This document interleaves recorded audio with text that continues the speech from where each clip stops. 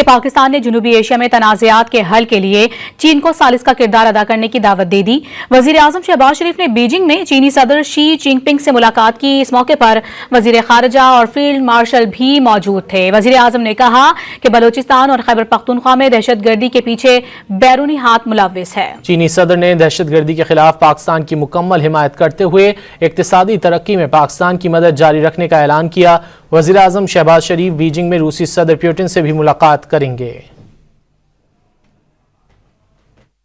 پاکستان نے جنوبی ایشیا میں دیرینہ تنازعات کے پائیدار حل کے لیے چین کو ثالث کا کردار ادا کرنے کی دعوت دے دی۔ وزیر اعظم شہباز شریف نے کہا کہ چین جنوبی ایشیا میں جامع مذاکرات کی نگرانی کرے تاکہ مذاکرات کے ثمرات پاکستان کو مل سکیں۔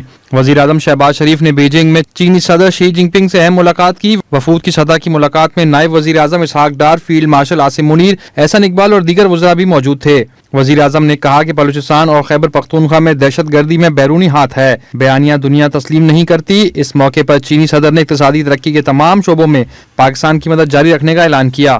اس سے پہلے وزیر اعظم شہباز شریف SCO کے 25ویں سربراہی اجلاس میں شرکت کے بعد تیانجن سے بلٹ ٹرین کے ذریعے بیجنگ پہنچے۔ بیجنگ کے جنوبی ریلوے اسٹیشن پر نیشنل پیپلز کانگریس کے اسٹینڈنگ کمیٹی کے رکن وینگ ہانگ اور چینی طلبہ نے وزیر اعظم کا پرتپاک استقبال کیا۔ طلبہ نے پاکستان اور چین کے پرچم اٹھا رکھے تھے۔ وزیر اعظم نے طلبہ کا جوش و جذبہ دیکھ کر دلی مسرت کا اظہار کیا اور خود بھی طلبہ کے ساتھ پاکستان کا قومی پرچم لہرایا۔ دوسری جانب پاکستان کے دوست برادر ملک آذربائیجان کی SCO میں شمولیت بھارت کو کھلنے لگی۔ آذری میڈیا نے بتایا کہ بھارت نے ایک مرتبہ پھر آذربائیجان کو شنگھائی تعاون تنظیم کا مکمل رکن نہیں بننے دیا۔ آذربائیجان کے صدر الہام نے وزیر اعظم شہباز شریف سے چین کے شہر تیانجن میں ملاقات کے دوران یہ معاملہ بھی اٹھایا۔ کہا کہ پاکستان کا ساتھ دینے پر بھارتی حکومت باکو سے عالمی تنظیموں میں انتقام لینے کی کوشش کر رہی ہے۔ الہام نے کہا کہ وہ بھارت کے خلاف فتح پر پاکستان کو مبارکباد پیش کرتے ہیں۔